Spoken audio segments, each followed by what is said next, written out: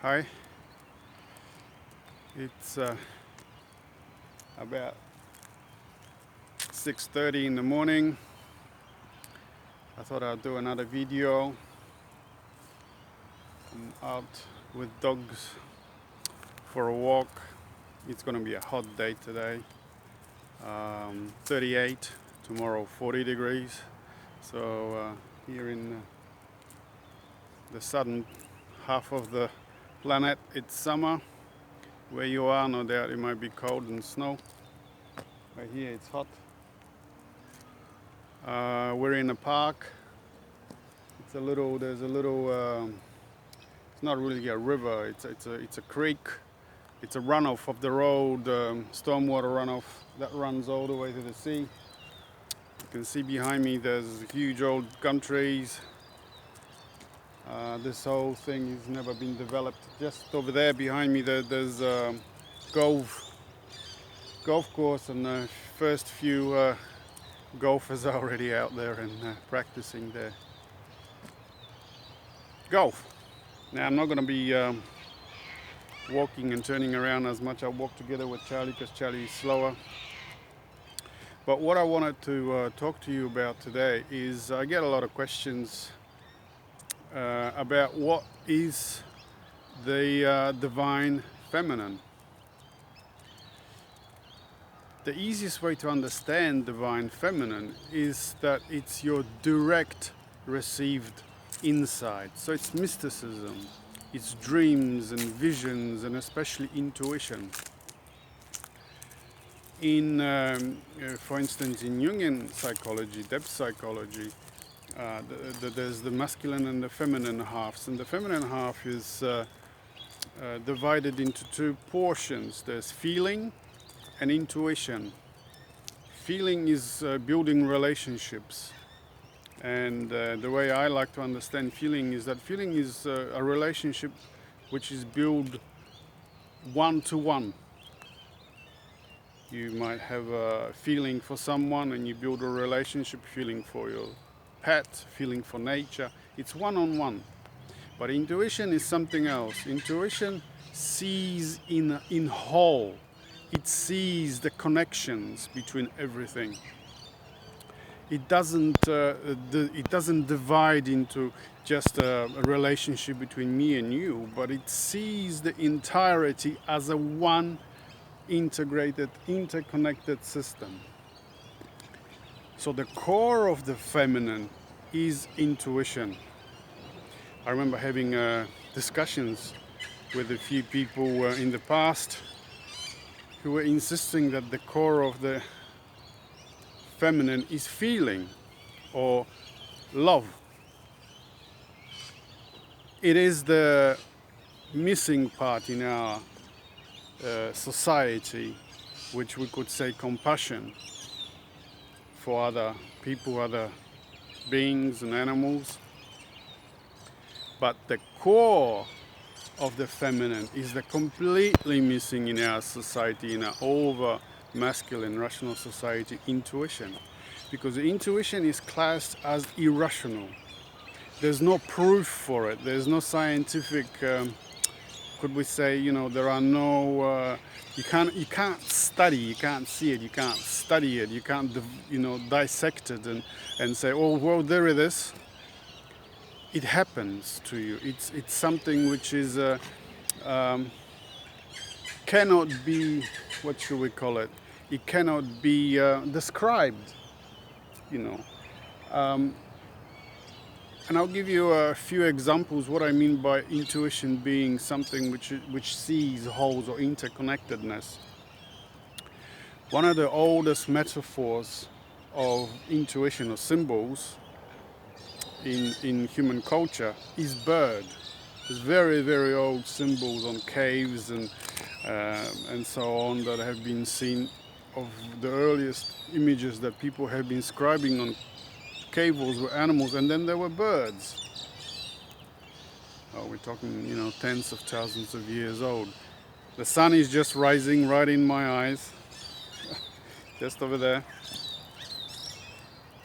Charlie's behind, so I have to wait and So the bird, one of the reasons why the bird is such an old and such a metaphor for intuition with seas in holes is that the bird can lift up into the air, it rises into the air, and from above has an overview of everything. It's not ground bound. For instance, like here in the trees and things like behind me, you cannot see the entirety of the horizon. You only see a few trees. This is all you see. But a bird lifts up and sees everything, not as it is divided into portions, but as it is all interconnected. It's all grounded in the same earth, the whole thing. So that's intuition. It sees in an interconnectedness of the whole life. I'll give you an example of how this interconnectedness can be seen through intuition. Years and years ago, I'll go through the story in depth in my book where we dreamed a single dream. Excuse me, but I'll give you the gist of it now. Is when I realized that everything is interconnected, that everything is whole, that everything is one. And there I was sitting on a couch, a laptop on my lap, and I was wondering, where should I go today? Which symbols, mythological symbols, should I use for my work? And a voice in my head, in my ear, said, go to the creation myth, to the beginning, to the creation myth. So there I was. I found Wikipedia like I always do. Found creation myth. And one creation myth after another. This was day after day. I don't know how many days I was there sitting and working with these creation myths. Day after day, I worked through the creation myth of the North American Indians, creation myth of Japan, creation myth of Samoa, creation myth of ancient Greeks and Egyptians and Europeans, Germans and so on, Nordic myth.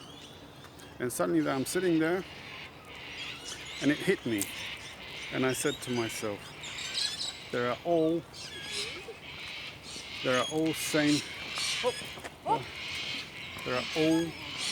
same myth. Morning. That is to say, there are all same story, single story, but worded or tinted with geographical locations and with particular culture. But they were all same single story, same narrative or same events that were happening, just different names of the heroes or the founding humans and so on. But they were always, from the beginning, something emerged from the earth, from the center. There was a sacred male and a sacred female. They came combined together, and the creation started. And I was working on this, like I said, for days, many days. And I don't know when I had this revelation, this intuitive revelation that we are all one. I don't know whether it was on that night or the next night. I have this dream. I'm traveling in a boat on a vast ocean. I am the only one, it's a sailboat. I am the only one in the boat. And the boat is pulled by a human, half submerged in water, perhaps up to the waist, and walking on a path which is lit up from underneath. It's a narrow path, but it's glowing.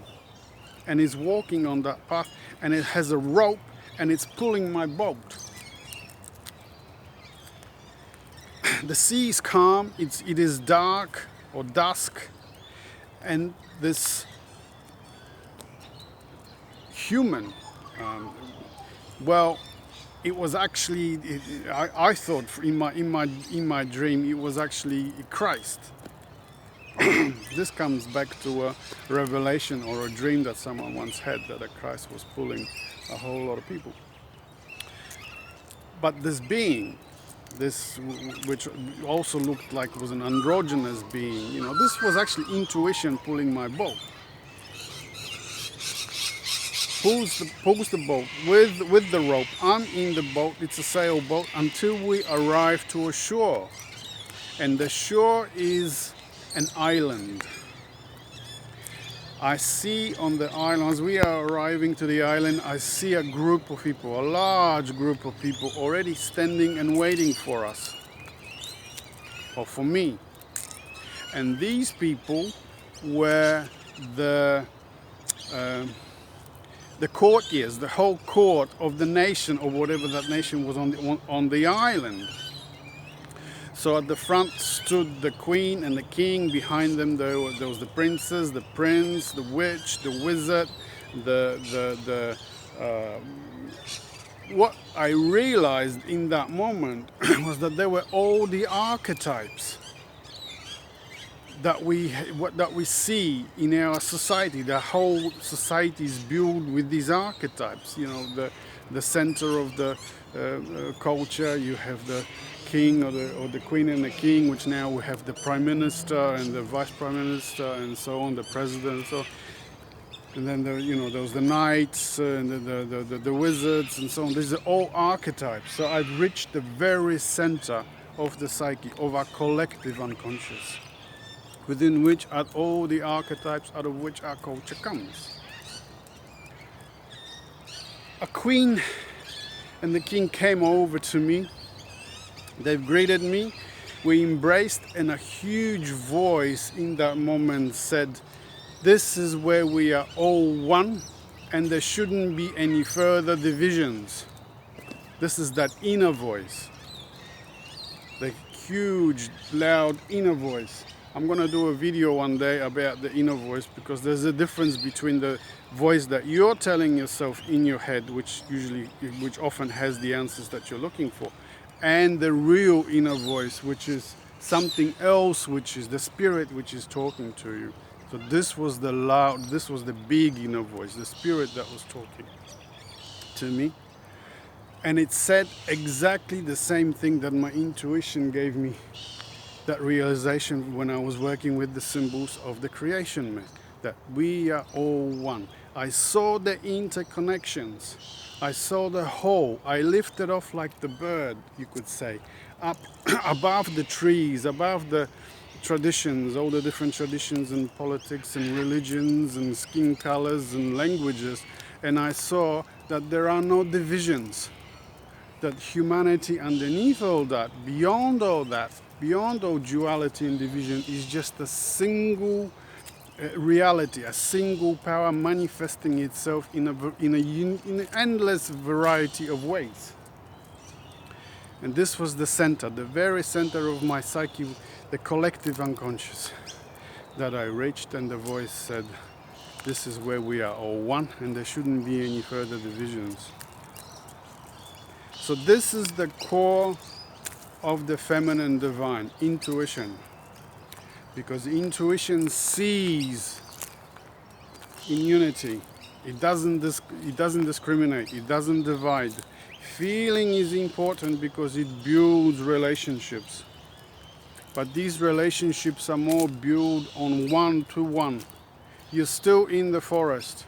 You still see that, I love you and you love me. But where's the rest of the humanity? Where's the love for the rest of the humanity? Not just humanity, but all animals and nature and our planet. In fact, this reality of the interconnectedness goes beyond our planet. Our planet is just on the fringes of our galaxy, the Milky Way. And the Milky Way is on the fringes of a vast universe and cosmos, a part of a group of other galaxies. All this is interconnected and one. No divisions. That's why in a lot of old cultures, something which I have written about, for instance, in the work of Maria Gimbutas, the old culture of Europe, the world of the goddess. The images, the symbols of the feminine are usually woman and bird, or combination of the two. Charlie's just over there, so I have to wait. Or the combination of the two. You have the intuition as the center of the culture, center of religion. And some, like I said, some of the oldest images that we have, or artistic images of the divine, are birds, vaginas, breasts, you see, mountain, cave.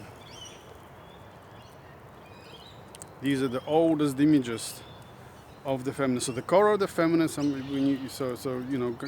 just to wrap this up for you, there's a dog coming behind me, a big dog. Just to wrap this up, is that the divine feminine, the core of the divine feminine is intuition. Okay, I'll wrap it up now, and I'll see you next time.